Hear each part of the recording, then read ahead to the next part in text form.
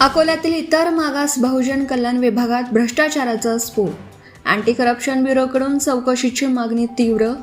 अकोला जिल्ह्यातील पातूर तालुक्यात इतर मागास बहुजन कल्याण विभागाचा कारभार अक्षरशः संशयाच्या भोवऱ्यात सापडला असून बोगस निवासी आश्रमशाळांच्या माध्यमातून कोट्यावधी रुपयांच्या शासकीय निधीची लूट सुरू असल्याचा गंभीर आरोप स्थानिक नागरिक व विविध संघटनांकडून करण्यात येतो. या संपूर्ण प्रकरणाची तात्काळ अँटी करप्शन ब्युरोकडून सखोल चौकशी करण्यात यावी अशी जोरदार मागणी आता पुढे येते. पातूर तालुक्यात एकूण 5 निवासी आश्रमशाळा कार्यरत असल्याचं दाखवलं जात असलं तरी प्रत्यक्षात अनेक शाळा केवळ कागदावरच असल्याचा धक्कादायक आरोप समोर आला. विद्यार्थ्यांची संख्या अपुरी असताना किंवा प्रत्यक्ष अस्तित्व संशयास्पद असताना या शाळांना केंद्र व राज्य शासनाकडून अनुदान कसं मिळतं हा मोठा प्रश्न निर्माण झाला. माहिती अधिकार कायद्याअंतर्गत एका RTI कार्यकर्त्याने संबंधित आश्रमशाळांची माहिती मागवली असता अद्याप कोणतीही माहिती देण्यात आलेली नाही. यामुळे संशय अधिकच बळावला. स्थानिकांच्या मते संबंधित कार्यालयातील काही अधिकारी व कर्मचाऱ्यांचे संस्था चालकांशी संगनमत असून नियम धाब्यावर बसवून निधी उचलण्याचा सेटिंगचा खेळ सुरू आहे.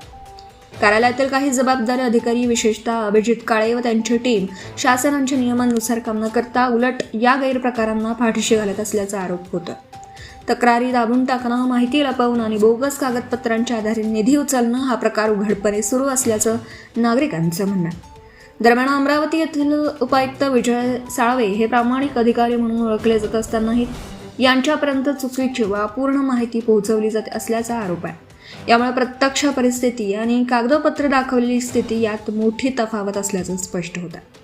पुणे येथील वरिष्ठ अधिकारी सोनाली मुळे या प्रकरणाकडे लक्ष घालणार असल्याची माहिती समोर येत असून येत्या काही दिवसात सर्व पुरावे गोळा करून पुण्यात अधिकृत तक्रार दाखल करण्याची तयारी सुरू असल्याचं RTI कार्यकर्ते व संघटनांनी सांगितलं.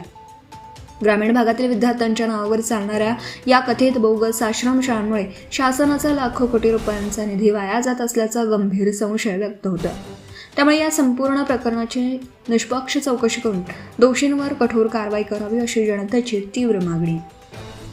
प्रदीप गावंडे, अकोला जिल्हा प्रतिनिधी तथा कार्यकारी संपादक.